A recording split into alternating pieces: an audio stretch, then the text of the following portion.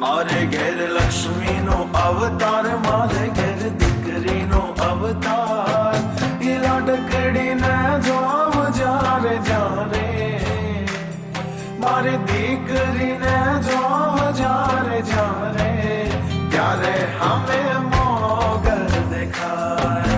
એની કુમકુમ કુમ પગલી જોઈ હૈયું હાર ખાય. એના ઝાંઝરીના જણકારે આતમ ટાઢો થાય. પહે આવી બોલે બાપુ ત્યારે હરખ ના અમાય. આખા દાડાનો થાક મારો પલમાં ઉતરી જાય રે.